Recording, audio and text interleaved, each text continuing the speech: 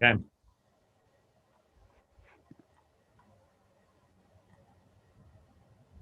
Welcome to our Live and Learn faculty presentations hosted by the University of Oregon Summer Academy to Inspire Learning program. We are also commonly referred to as the SAIL program. I'm Laura Fernandez, the Executive Director for SAIL. And SAIL is a pre-college program serving middle and high school students in their pursuit of higher education. We are honored and excited today to be featuring Biology Assistant Professor Matt Barber, who will be talking about the evolution of pathogens and animal immune defenses. Professor Barber runs a lab which studies how animals have evolved to recognize and respond to pathogenic microbes and how microbes evolve to counteract host defenses during an infection. Whew, I can't wait for you to share more about this. Professor Barber's background is he grew up in Maryland and Japan before heading to New York to pursue his undergraduate degree at Colgate University. He completed his PhD at Stanford University, studying biochemistry and cellular functions of mammalian protein. Boy, I can't even pronounce that word. After developing an interest in evolutionary biology, Matt went on to the University of Utah. He joined the University of Oregon as an assistant professor in September 2016. So we're really looking forward to your talk today.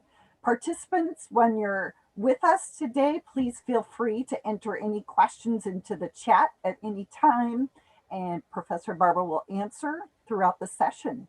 So please welcome Professor Barber. Great, thanks, Laura. Hi, everybody. Yeah, it's really great to be here, at least virtually, and excited to share with you a little bit about, science, college, pathogens, all kinds of stuff. So I'm going to go ahead and share my screen just because I have some slides as a guide here. So hopefully you should just see a welcome screen here. Yeah, and so my plan for today, I was going to start maybe by I'll introduce myself and tell you a little bit about how I ended up here. Like Laura said, I'm an assistant professor at UO in the biology department. I can tell you a little bit about how I got here from where you all are in middle school, high school times, and then get into a little bit of, why I'm a scientist, why I became a scientist, what's great about science in college and all that stuff. And then I can talk a little bit more about what my research lab is actually doing here. And finally, I was going to say, so my work now relates a lot to evolution and infectious disease. We don't actually study viruses in my lab. We study pathogenic bacteria, which are whole different kinds of microbes. But I do teach about infectious disease and vaccines. And so if you have questions about COVID and COVID vaccines and things that are going on right now, I can't guarantee that I will be able to answer all of your questions. But if you have those, maybe we can save those to the end and deal with those as they come. And before that, I will also, because I'm locked in my office here at the university, but we'll take a break in the middle and I can take you through, put my mask on and take you through our research lab and show you a little bit about what's going on. So, okay, but with that, let's go ahead. So in a few places in my talk, if you have other questions, please do pose those and we'll try and address them as we go along. But I have some questions for you too. And there's a little bit of a delay. So you can think about these, post them in the chat, and then we can try to get to some answers as we go along. But my question is, so I said I'm a scientist. I think about science a lot, but for all of you, what is something cool or exciting or interesting that you think of when you think about science, right? Just like whatever it is that comes to your mind, think about it. Feel free to share your thoughts in the chat, and I'll come back to this since I know we're on a little bit of a delay with the questions. So think about that, post something, and we'll come back and hear what you all are thinking. Okay, so I'll try not to tell my whole life story here, but I think it's probably worth giving a little bit of background of where I came from and how I ended up where I am. and I also thought it wouldn't be fair to tell that story without showing you at least one embarrassing picture of me from high school. So I think I was 15 in that picture. So, you know, a lot more hair on my head, less on my face. Um, but yeah, I call myself a scientist now. I'm a professor. But I didn't always want to be a scientist. So, you know, I would say when I was in high school, what was I interested in? You probably would have called me a jock. I was like playing football and basketball. You know, hanging out with my friends, you know, just having fun. I sort of wondered what I was going to be when I grew up. I didn't have any great ideas. I was a pretty good student, but I wasn't a straight A student or anything like that. Um, and so I had some ideas of things that I liked, but it really wasn't until I got to college and was able to explore more questions that I was really able to like hone in on what I wanted to do for the rest of my life, which I've been super happy with.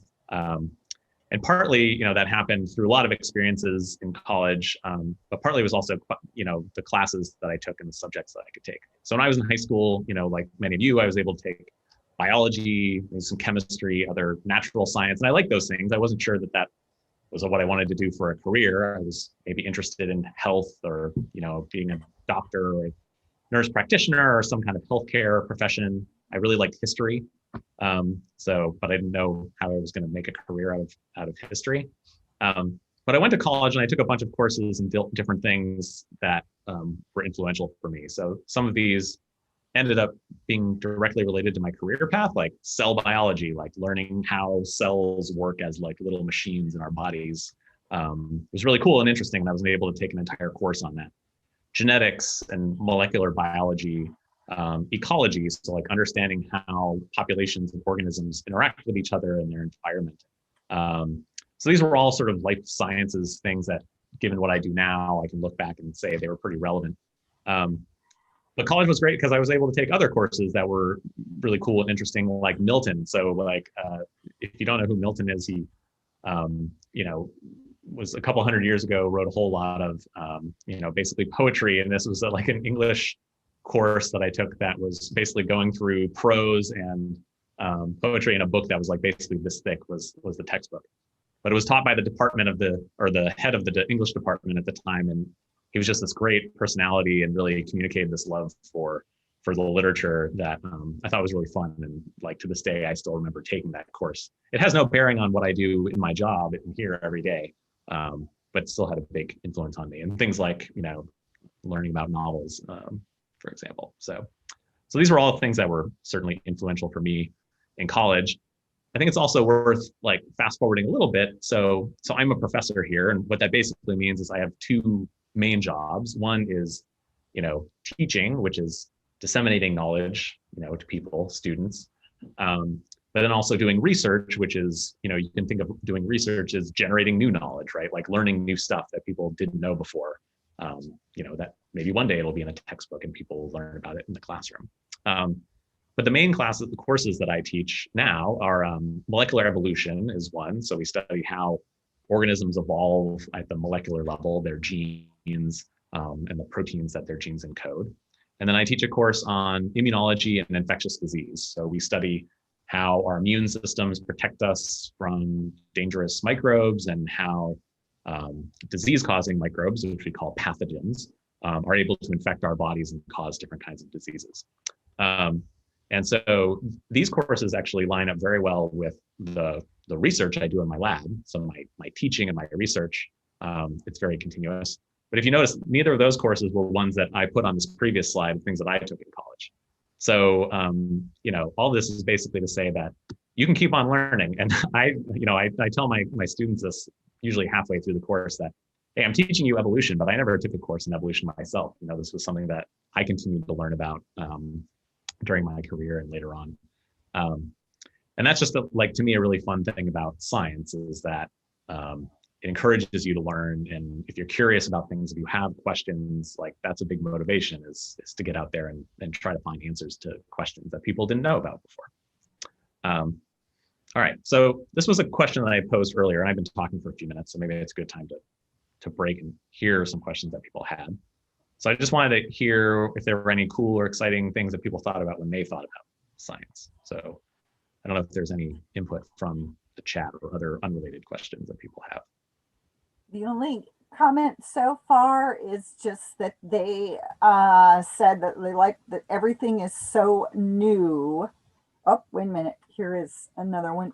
Here we go. We do have some. Okay. Are you still able to do your research in the lab? Oh, wait a minute. That is not this question. Any questions are good. You know, some of them I might get to later too. So.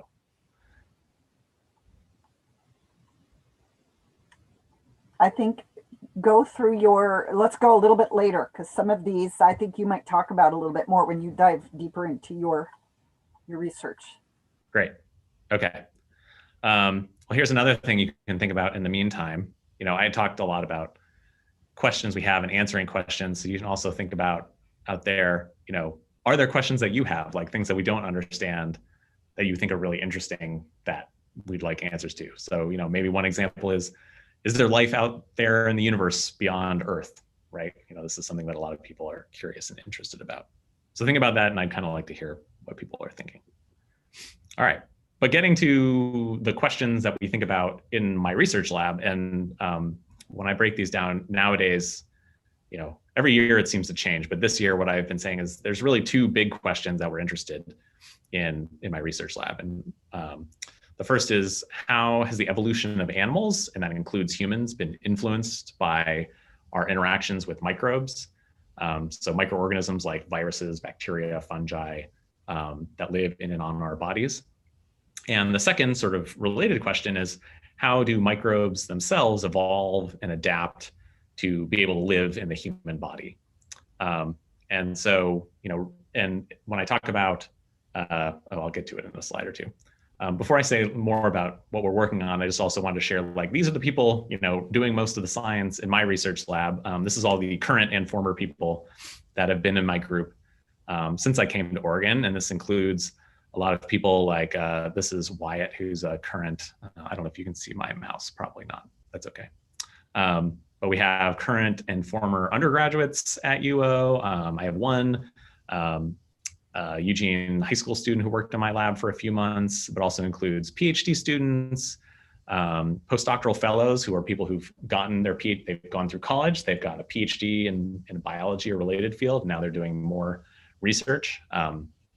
So postdoctoral fellows like that, and then staff researchers who are like, this is their career, is doing science in the lab and sort of managing lab tasks, et cetera. So we have people from, you know, all across the country, a few people from overseas, international students. So yeah, these are the people actually doing the work in the lab, more so than me right now. Okay. All right. So you know, again, I'm throwing a lot of questions at you guys, but we're gonna think about this one question related to antibiotics. So many of you may have heard about antibiotics or had antibiotics before under certain circumstances, but this is something that I think relates to a lot of things in our lives right now. So what antibiotics are, these are chemical compounds or drugs that can kill or inhibit bacteria. In this old black and white photo here on the left, this is Alexander Fleming, who was a biologist who discovered a compound that many of you may have heard of called penicillin. So penicillin was the first antibiotic that was ever discovered by Fleming about 100 years ago, almost 100 years ago now. And on the right, which you can see is this is an agar plate with bacteria growing on it. And where we've spotted antibiotics on the plate, you can see that there's sort of this round halo where the bacteria aren't able to grow. And so this was kind of a cool thing that happened 100 years ago. I always hear the story differently. Either Fleming did it intentionally or he accidentally sneezed on a plate. I'm sorry, this is a different story, but of how other things were discovered. But in any case, he discovered that there was a fungi, a yeast, that was producing a molecule that could kill these bacteria. And this is the sort of origin of this molecule, penicillin, which has saved, you know, at least millions of lives since it was discovered, you know, almost 100 years ago. And so, you know, this is a sort of interesting scientific question, but also one that impacts a lot of people's lives is, the issue of how bacteria are now becoming resistant to these antibiotic drugs. So in the United States, we have over 2 million infections from antibiotic resistant bacteria every year. Hundreds of thousands of people are hospitalized with these infections, and over 30,000 deaths in the United States every year from antibiotic resistant bacterial infections. And this is like year in, year out. And the problem is that, unlike some infectious disease issues, this one is not getting better. This one's getting worse, because as we continue to treat microbes with these drugs, they evolve resistance, and now those microbes can survive in the presence of the antibiotics. So, for me, this is it's a sort of tricky public health problem, but it's also an interesting scientific question that impinges on both microbes and infectious disease and evolution, right? So we're literally watching these microbes evolve resistance to drugs in real time. And so one thing, this is actually a slide from some work that's going on in my lab. So one thing we've been looking at are, the different microbes that live on our bodies and how they might be, they might teach us about ways to combat different infectious diseases. So again, I don't know if you can see my, cursor on the screen. What we see is in the top of each of these panels is a circle, and these are yeast that grow on our bodies, on our skin. And the sort of the circle below it are Staphylococcus aureus. This is a bacteria. It's the major cause of skin infections in humans, but it often lives in and on our bodies. And if you'll see in many of these panels that the little gray circle of Staphylococcus can't grow very close to the yeast. And the reason for that is that the yeast are producing some molecule that is killing these bacteria. And so, this is an ongoing research project. We don't know what this is. Is it another penicillin or something like that? We don't really know. But this is like literally an in progress research project that, we're pursuing, and, maybe it'll end up being something that's useful to humanity one day. We don't know. But again, it's like kind of the fun thing about research is asking these questions and learning the answers. Okay. So another thing we're doing related to that second question I posed about how microbes evolve to live in the body is actually watching evolution happen in the lab. So it turns out you can take, this is a bit of a complicated cartoon, but on the left-hand side, these little yellow circles here are the Staphylococcus bacteria. And so some experiments that we're doing in the lab are actually evolving them to see if they can evolve resistance to these antimicrobial molecules that we're treating them with. And so we can, because bacteria divide so quickly and replicate so rapidly, we can actually do these experiments over the course of days or weeks and watch them evolve resistance to different drugs in the lab. So this is another kind of ongoing cartoon version of an ongoing research project here. Okay. So maybe this is another good point to take a break if there are related questions. I have some other science stuff I can talk about, and then we'll do the lab tour. Okay, great. Well, let's start with this one. It says, do you think science existed first and then we discovered it? Or did we invent science to explain the world around us? That's a really sort of deep, question. So, I guess my view on this is, without having a time machine, I think it's fair to say that humans have probably always been curious, as long as we've been humans. So we've wondered about the world and the universe and trying to explain things around us. I mean, as long as we have written records of humanity, people have tried to understand the world, back to ancient Egyptians, ancient Greeks, etc. And even thousands of years ago, we had sort of the origins of science, and people asking these questions, but then trying to find ways to answer them. And certainly in the last couple centuries around the world, what we call the scientific method, this sort of idea of having a question and a hypothesis and trying to test that and make observations to answer that, that has certainly grown and developed, and the way we do science has changed. But I would say that, the ideas of science and the questions that people had, are as old as humans are, probably. So that's my answer to the question. Great. Well, this kind of follows along with that in a way. How often do new diseases or viruses show up? Yeah, that's a great question. In our the frustrating answer is that more often than we like. Uh, in my lifetime, I was born in the 1980s, and which was around the time that the HIV/AIDS our sort of epidemic was really gaining ground. And in subsequent years, we've learned that the HIV, which is the virus that causes AIDS, likely got into humans from another animal sometime in the early 20th century. So within the last 100 years. But we've had a lot of other things that have come up more recently, right? So Zika virus, if you recall, only a few years ago was a big concern, particularly spreading in Central and South America. Obviously, SARS-CoV-1 was, going on 20 years ago now, a much smaller outbreak, but it was a novel disease that emerged in humans. And so, yeah, so this is happening pretty frequently. The other problem we have is what I would say are what are called re-emergent diseases. So these are things like tuberculosis that's probably been around with humans for thousands of years, but it's becoming more of a problem because of what I mentioned earlier, that that the microbes are evolving resistance to our drugs or our different treatments that we have. So new diseases and also what we call re-emergent diseases are actually kind of happening all the time. So. Thank you. Are there, well, hold on one second. Why do diseases take so long to show up, but then when they do, they spread so rapidly? Yeah, so that's a good question. So what I think there's a question of like, what determines whether it emerges in the first place and then how quickly it spreads, right? So to answer the first question, this actually relates a lot to what we think about in my lab, because a disease can come from different sources.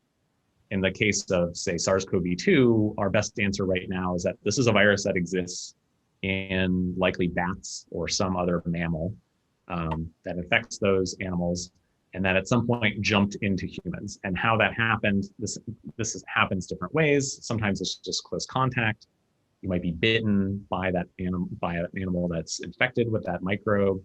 So it can happen different ways. And in most cases, nothing would occur because the microbes that live and infect other animals are not sort of optimized or well adapted to infect humans. And so in most cases, that's okay.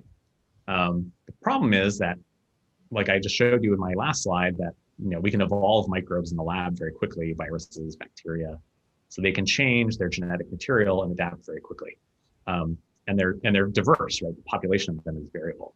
And so in some rare instances, you may have a microbe that is in contact with a human and acquires mutations that allow it to better infect that person.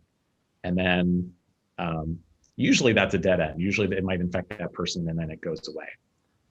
The next step is what we call transmission, which would be getting from one infected person being able to transmit to other people. This is where SARS-CoV-2 became a big problem, right? Because it very quickly was able to transmit between humans once it got into a few individual people. And that's what allowed it essentially to spread across the globe so quickly. So I don't know if I answered the original question, but maybe the simple answer would be that these are rare events, but because we're surrounded by microbes, there are microbes in and on us and in and on other animals all the time, that rare events happen, with more frequency than we would like. And especially as humans, move into new areas that they weren't living before and are sort of encountering organisms that they hadn't before. Mm. Thank you. These are some loaded questions I could go on for a while, but I'll try to keep answers brief. There is some great questions.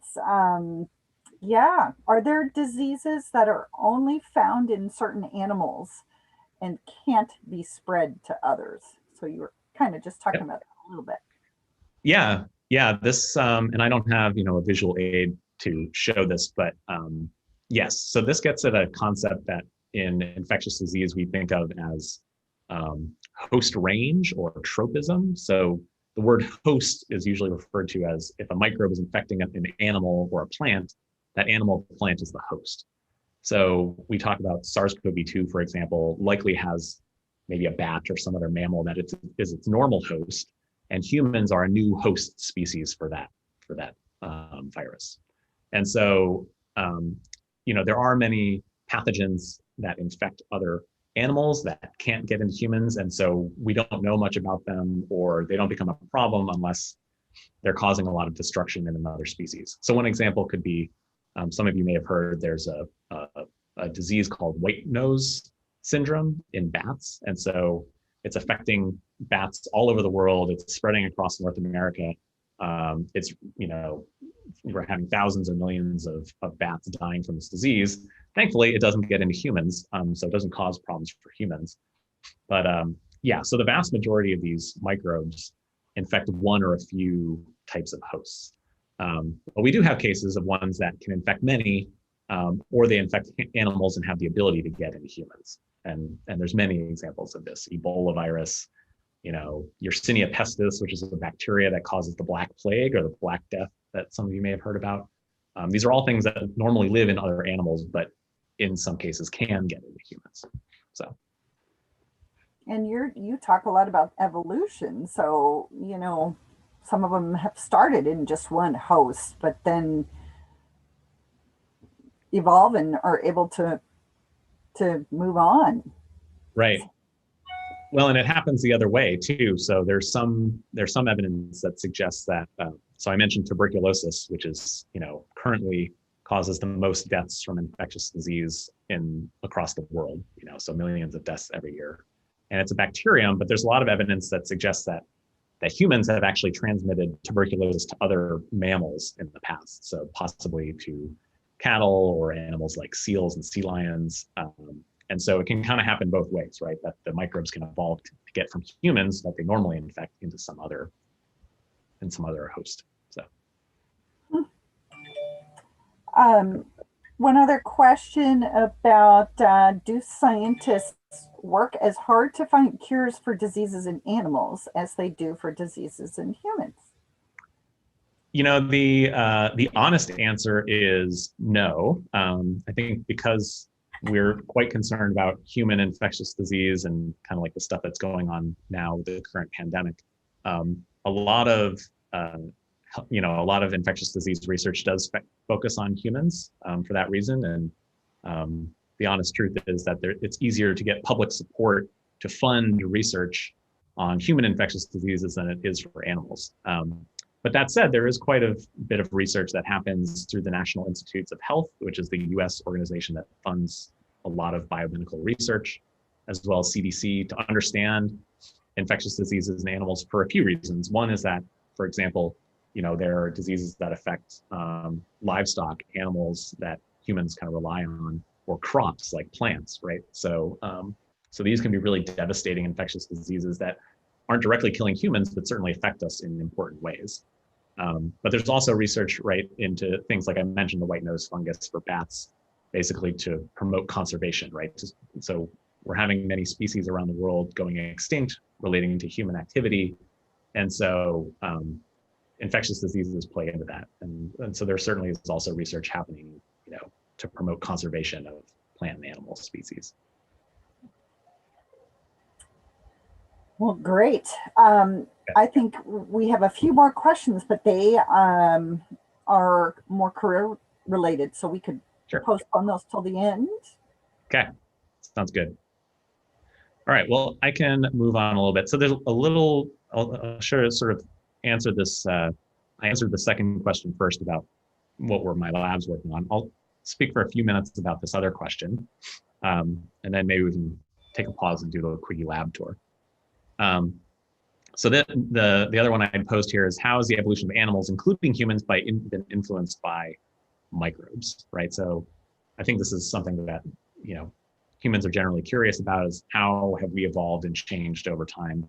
And one of the questions we have in my lab is, how have these pathogens, these infectious agents, actually changed our evolution through time? And so, what we do, the way we do these studies, so we can't evolve, it turns out we can't evolve humans in the laboratory. We don't replicate very quickly in order to do those kind of experiments in the time it takes to do a PhD. But we can use genetics. We can look at genetic differences between humans. So this is at the top is Jane Goodall, who's sort of a famous primatologist who studied chimpanzees for many years, and a collection of other primates that are sort of our closest living relatives. So things like chimpanzees, gorillas, orangutans, as well as other primate species in Africa and Central and South America. So we can use genetic information that exists for humans and these what we call non-human primates.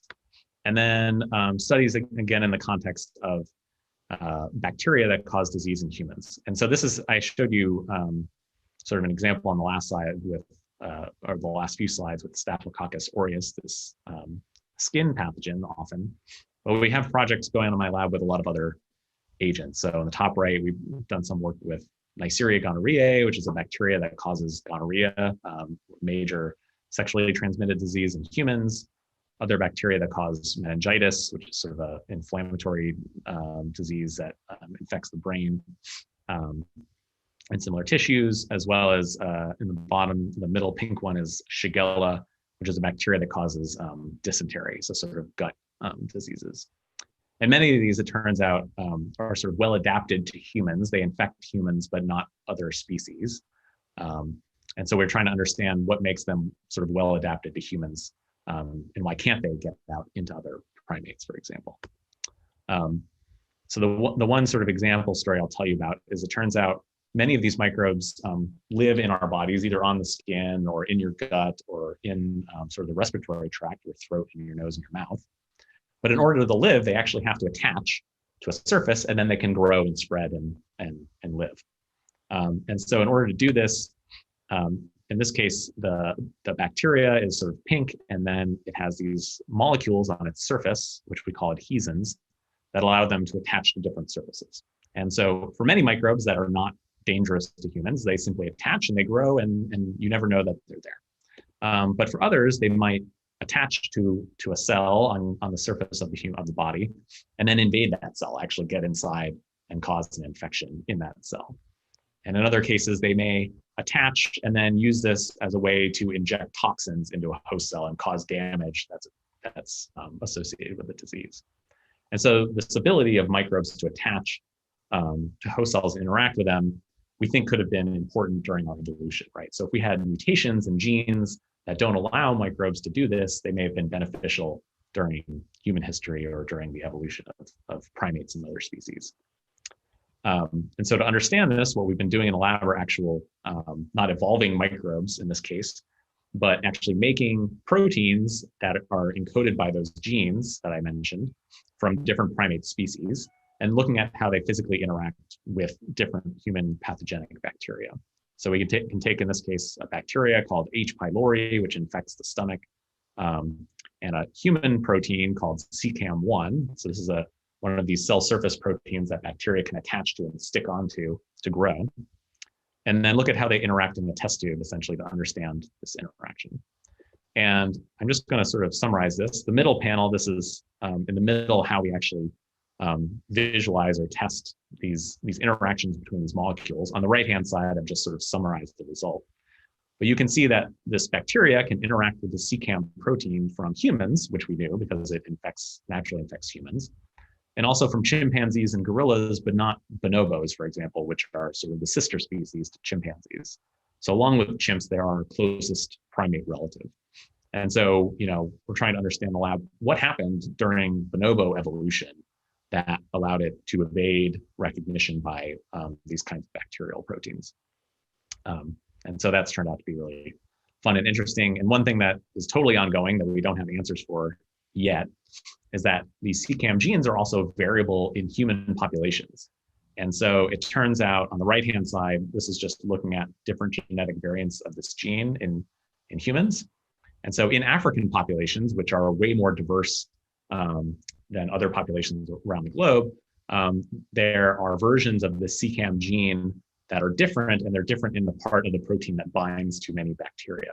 And so we have now actually really exciting results in the lab that suggest that these human genetic variants actually change the ability of bacteria to bind and possibly infect people. So, whether this is was sort of driven by selection, natural selection in people, whether it provides some benefit in resistance to infectious disease, we don't know, but that's sort of what we're interested in here. Okay, so this was kind of the flip side of the question, now thinking about how humans and other animals have possibly evolved in response to microbes. All right, cool. So I guess to sum up that section, great things about science. You learn in the classroom. I learned in the classroom for a long time. I'm still learning new things all the time. We're also learning new stuff in the lab about microbes, about disease, and about ourselves. So, all right, I think that's kind of it. We could pause for questions, or if it's a good time, maybe I can take a break and virtually walk you through the lab. What do you think, Laura? Oh yeah, I think let's do the lab and then we'll do the final questions then. Great. Yeah. Cool. Okay. So I got a mask up here. Maybe I'll stop my video briefly and then we'll go through.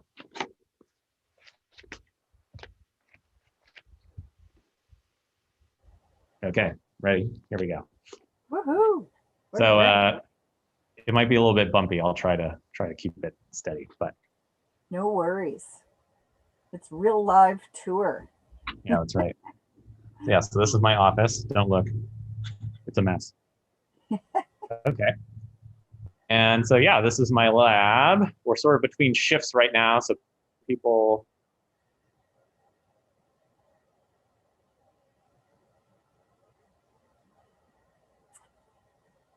Whoops, you froze, Matt.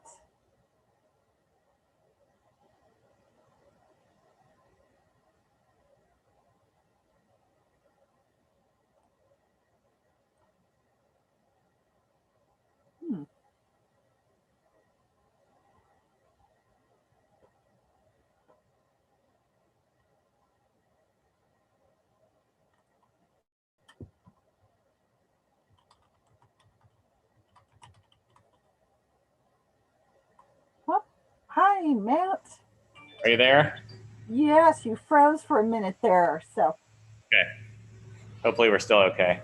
Now this is Dr. Katelyn Kowalski. She's a postdoctoral fellow in the lab right now. So, Katelyn, I don't know, maybe you want to tell us what you're working on? Sure.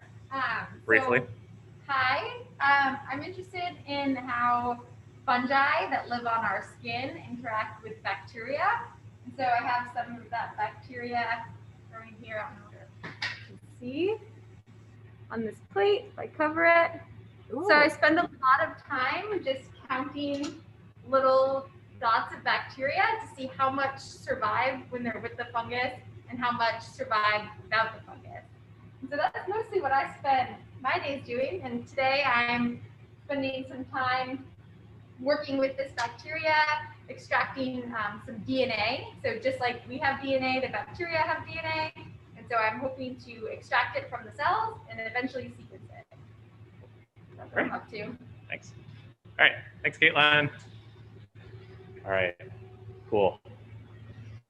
Yeah, so I should say Katelyn is reasonably new in the lab. She had to move to Eugene from the East Coast in the middle of the pandemic. So, we're all doing the best we can here. But yeah, so this is, most of the research space. We have, these are actually the incubators where we grow some of the microbes. I'll show you here.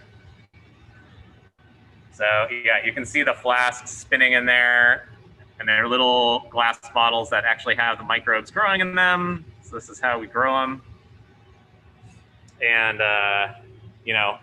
when things need to be frozen down, then they end up in the deep freeze. So this is a -80 freezer. It's a lot frostier than your one you've got at home. So I'm not even gonna touch it. It would burn your skin if you touch it for too long. So anyway, but when we need to freeze experiments, everything can go in here and be frozen down. So, all right, I'm gonna close that.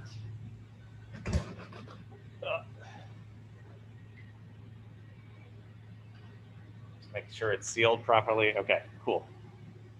And let's see. I think that's about it. Maybe we'll go. And like everything, like at your own home, we have stuff break down in the lab. So like this is our ice machine that apparently was leaking water this last weekend. So I had to bring a towel in to clean that up, but oh, Katelyn's here. Cool.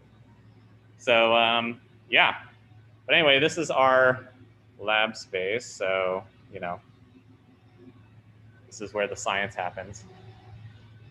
Katelyn's not at her bench, so maybe I'll show you. She's really busy right now, so she's got a lot of stuff going.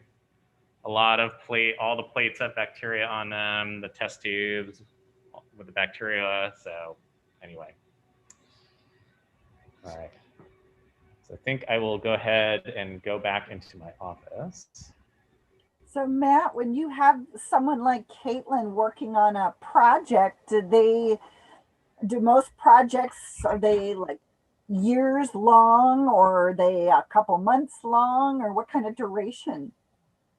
Yeah, that's a great question. So the short answer is, you know, most research projects take years to complete. So, you know, if the people who worked in my lab, the ones who were like college students, they're taking courses, but they might be doing an honors thesis in my lab. And so they're coming in, you know, maybe a few hours a week for a year or two and contributing to a project. But, you know, graduate students who went through college and then they say, you know, I want a career in science. I want to be a scientist. I want to do science in some way, whether it's they want to be a professor or they want to work for a company or they want to do something else. If they go to do a PhD, if they're in graduate school or do a master's degree, they might be working almost full time in the lab, you know, 40 hours a week in the lab for, you know, a PhD takes, you know, between 5 and 6 years in my field generally. So that's what I did. I went to college and then I went to California to do a PhD. And I was taking courses, but at that point, it was really mostly working in the lab, doing experiments for years, and then publishing research is kind of how you complete that. So when a student is going to do research with you, did they come up with the idea and the question that they want to solve, or is that something you come up with together, or? Yeah, I mean, so people who run their research labs often, you know, the nice thing is that there's a lot of freedom in this career, which is nice. So the questions that I was posing are the questions that I was interested in, and we could get, you know, funding and support to answer those because people thought they were important enough. But also the questions that students in the lab address. For me, my philosophy is that we have questions that we can help people answer because we have expertise in certain areas. But within that, I also want to make sure that it's questions that a student's motivated to answer, right? So we often, yeah, the short answer is we kind of work on it together, and I can talk about ongoing things that are in the lab or things that we're good at that we can get done, and then we kind of come up with projects together.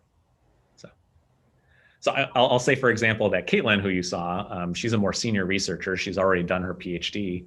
But she did her PhD working on fungi, and I have never worked on fungi really in my life, so I knew nothing about this. But she wanted to think about how fungi interact with bacteria, and so this was nice, kind of like mix up of something she had experience in and something that we had experience in, and it's been really fun. So. Oh, fantastic. Well, we have a question about that said, you've mentioned how bacteria is adapting to our treatments and drugs. And do you think that this will become a bigger issue in the future? And how are we going to solve that? Yeah, no, that's a great question. I mean, the problem is that it's probably going to continue to be an issue because, and it's not just bacteria. So it turns out other microbes like fungi and like, for example, parasites like malaria, which is a big sort of global infectious disease. Anything that is able to evolve is evolving resistance to the drugs that we have. And so if things continue the way they are, we're going to have more and more infections that become a problem because of antibiotic and drug resistance. And so what people are generally working on now is not just discovering new drugs, but also trying to think about different ways, different strategies to try and combat these infections, because we simply know that every time, you know, that they're going to continue evolving resistance and they'll evolve more quickly than we come up with new drugs. So could we somehow do something like, use beneficial microbes to sort of fight off the harmful ones, or can we use combinations of different therapies to that a single drug may have no effect on? So, it's a big sort of important area of research, and we don't have answers to this yet, but it's definitely important. So, yeah. Great. What do you do when you do come up with answers to certain problems that you're studying? Who do you share this with? Share the findings with? Yeah. So in a research lab, it works a lot differently than many other jobs out there. And so in our case, we get support to do this research mainly from the government. So the National Institutes of Health that I mentioned funds a lot of biomedical health-related research at universities around the country and other research institutes. There's also places like the National Science Foundation, which funds a lot of basic science that may not be necessarily directly health-related, but is super important, and other agencies as well. And there are private organizations like the Bill and Melinda Gates Foundation that fund a lot of the research. But when we complete a project, how do we sort of show that? Most typically in research is we publish research articles. So we publish articles in research journals that outline the findings. And so actually in a career in research, we think of publishing your work, it's kind of like your currency, right? It's showing what you've done in your career and in your findings. So yeah. But I will also say that communicating research has changed a lot in the time that I've been in science, because it used to be you publish in a journal and the journals may have paywalls that prevent the general public from accessing the research that was found. And there's a lot of publishing now that happens open access. So basically anybody is able to access the research. And additionally, there are other things that are happening, like more practices in biology to communicate research kind of as it's being completed, but maybe not published in a journal yet, so where people can sort of see findings as they're coming out. So the practice of communicating the science as it happens is actually changing, as well. Fascinating. Yeah. Well, we have a stream of questions. Is this a good time to ask some more? I think so, because, like I said, I'd kind of said if people had COVID or vaccine related questions, we could do those at the end. But I think also, just whatever has been piling up that we want to deal with, that would be great. I have no more lab tour and I have no more slides, I promise. But the one thing I was going to show you is, like I took you through my lab and then I was getting ready for this presentation. I noticed this thing that I have in my office, this is from my university newsletter, but that's me working at a lab bench, kind of like the one I showed you out in my lab when I was in college. So, awesome. You can do it one day. So, but your evolution. Yeah, that's right. The evolution of Matt Barber. That's great. Well, yeah. It hasn't always been upward. So. Well, I don't know anybody's career that is. It's we all have to experiment along the way. Yeah. That's kind of the beauty. So a couple people, speaking of getting into your careers, there's a question about, do you have advice for students who are interested in STEM, but they're intimidated by it? Yeah, absolutely. I mean, I think this is like historically a problem in STEM fields are that people feel intimidated, that, you think maybe it's not for you, or, like I've had these thoughts when I was a student that I wasn't smart enough to do X or Y. And I will say, like, we're learning more about how people learn, and often what people have learned through actually the science of learning is that it turns out that mentality, like that mindset that you feel like you can or can't do something, is often the biggest determinant, right? So if you believe that you can do something, it turns out it's actually possible, right? So I can tell you, when I was a student, I was really intimidated by math, and like I struggled in some math courses, and I found it really intimidating. And so I guess there's two lessons there. Is one, you don't have to be a math whiz to be a scientist, because look at me, like I did it. And second, that I actually went back and learned that there were things that I thought I couldn't learn, but it turns out if I changed my mindset, or if I, worked hard at it, that I could do. So I guess all that is coming back to, if you're interested, the most important thing that we usually say with students who want to do a PhD in our groups or come work in our research lab, I don't really care so much about whether you had an A+ in this course or that course, but the most important thing is, like, are you interested? Are you curious, right? Because often doing research, for example, if that was something you were interested in, has a lot to do with, wanting to know the answers to questions and being able to deal with failure and deal with things not working sometimes, so that you can work through it and eventually find some interesting answers to interesting questions, right? So, yeah, I guess I would say, if it's what you love, you should go for it, and also find people who will support you, because there are people like me and other professors at the university that this is kind of our job, is to help people who want to do this to make it happen. And yeah, it doesn't happen overnight though, know that it takes time and practice, and yeah. That's So fantastic advice. I appreciate. Do you, this is my question, just made me think of, you mentioned you do have a high school student in one of your labs. Do you ever have opportunities for high school students who might want to shadow or get involved in a lab? yeah, I mean, so the student I had graduated, actually, so she's gone on to college now. But yeah, I mean, honestly, for me, it's often, do we have space and availability? And I think the biggest restriction right now is the fact that there's a pandemic going on. So it's hard to do safety training and things like that with new people in the lab during the pandemic. But in normal times, I'm usually just limited by who reaches out to me. And I think that's another thing for students, is sometimes you might be intimidated. You may not want to email people or do this or that. And it's true that, you might send an email to a professor one day and they're going to take 3 weeks to get back to you because they're busy. But on the other hand, like, if you're curious, if you're interested, if you want to get involved, like, just talk to people and send emails, and they might say, my lab's full, sorry, or I can't help you, but this other person could. And, so yeah, I would just encourage you, if you're interested in working in a lab, or if you're interested in science or what it's like at this university, please email people, because we field, I know professors and staff at university field questions like that all the time. Sometimes we get bogged down, we might be slow, but that's what we're there for. So. Thank you. That's great to know.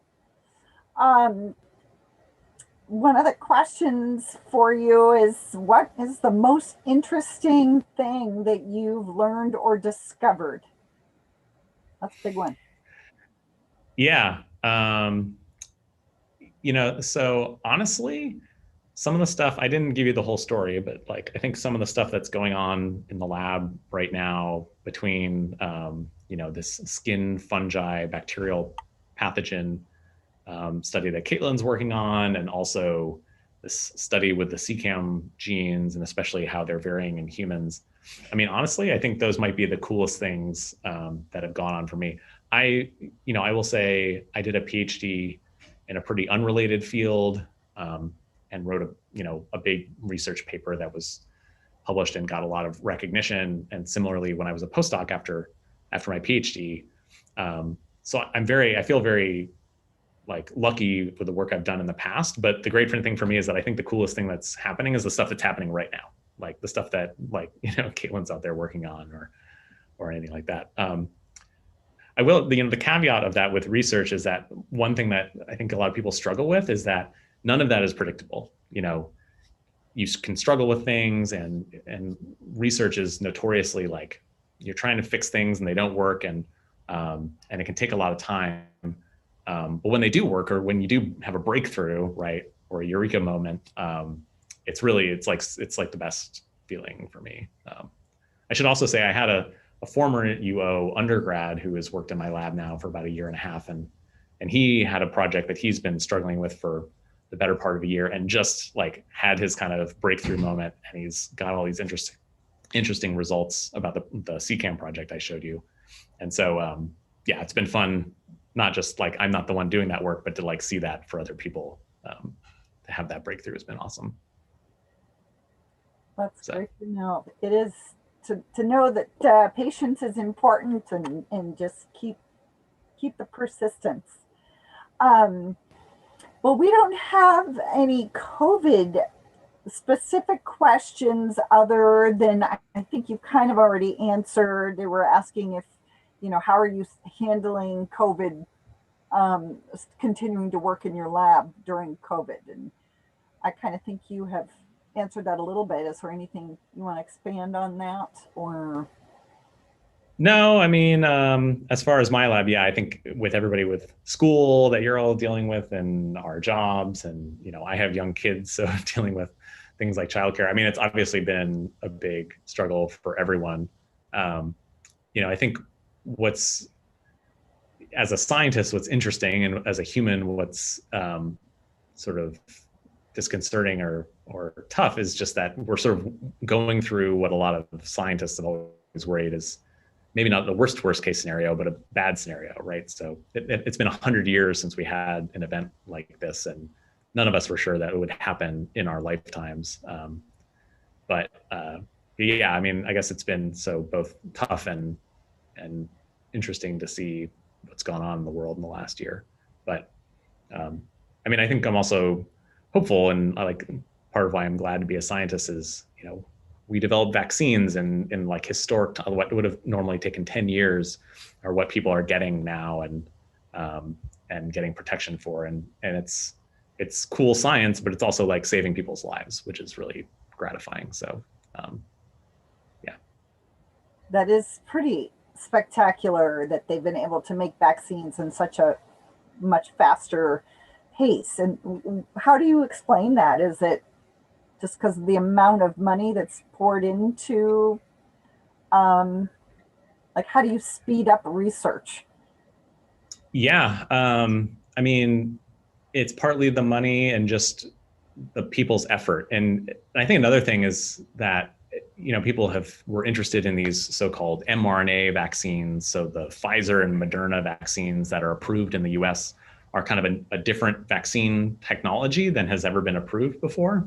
And I do think it's important to note that like it's not some sort of miracle here, that actually people have been researching those types of vaccines for decades. And so there's tons of work and sort of blood, sweat, and tears that went into that, so that when we came to this point where like we think this might be useful, that all that research, all that time, all that effort paid off, and then we could develop something that proved basically on the first try to be really effective. And so, I think that's yeah, I mean, that's why we do the research in some ways, right? Is that we can have answers to things that might be useful when the urgent time really comes. But in other ways, yeah, it was just shifting a lot of effort around the world towards developing these vaccines, a lot of which are proving to be effective, which is great. So. Thank goodness. Yes. Oh, well, thank you for all of the work you do. And our time is come to close here, but your willingness to take this time and volunteer to share your expertise in your labs with students, and hopefully we'll have some students that would like to explore further and maybe come shadow, or who knows what. So thank you for opening that option up. And if any of you ever end up at UO, you could come take my infectious disease course in a few years. So yes.